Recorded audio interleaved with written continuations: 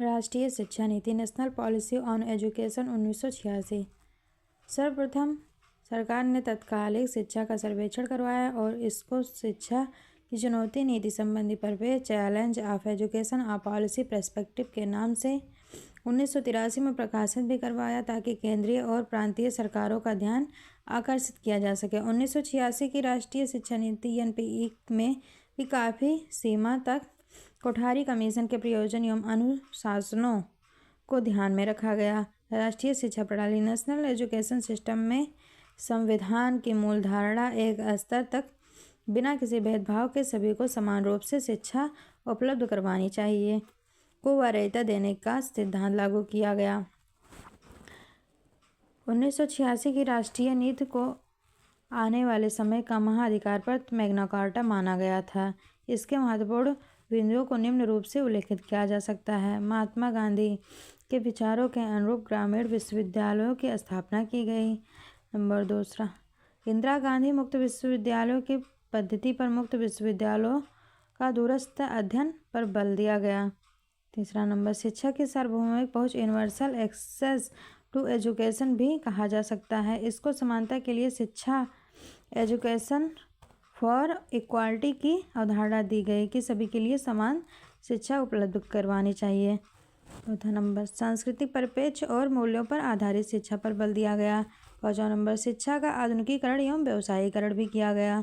6 number, शिक्षकों की शिक्षा टीचर्स एजुकेशन इस बात पर उल्लेखित किया गया कि किसी भी देश के लोगों का स्तर उनके अध्यापकों के स्तर से ऊंचा नहीं हो सकता है। 7 नंबर, समान शिक्षा संरचना 10+2+3 लागू किया गया।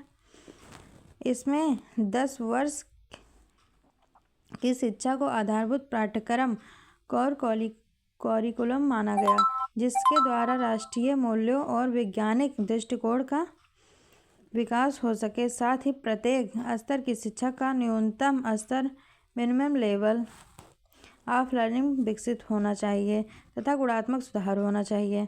10+2 स्तर पर प्रतिभाशाली छात्र छात्राओं को विश्वविद्यालय शिक्षा के लिए तैयार करना तथा व्यावसायिक शिक्षा को प्रदान करना। 10+2+3 स्तर पर छात्रों को उच्च शिक्षा का ज्ञान प्रदान करवाया जाना तथा विभिन्न निकायों की शिक्षा दिया जाना जिसमें उनके प्रतिभा का विकास हो सके। इसके अंतर्गत चिकित्सा, न्याय, कृषि, विज्ञान एवं तकनीकी शिक्षा को प्रदान किया गया है।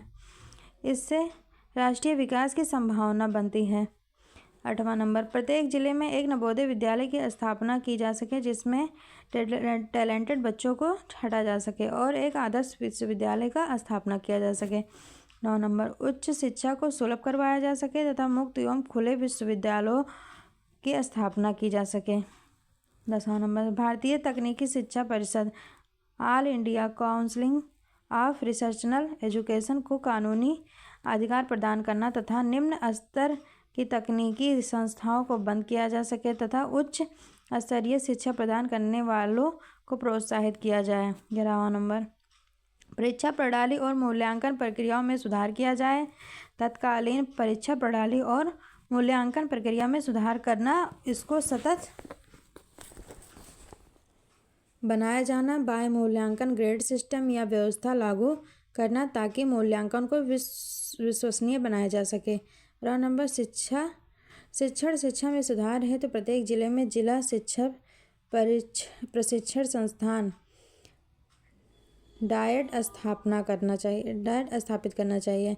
डायट्स को कुछ CTE में उन्नत करना तथा कुछ को CAS-ES में समुन्नत करना आदि।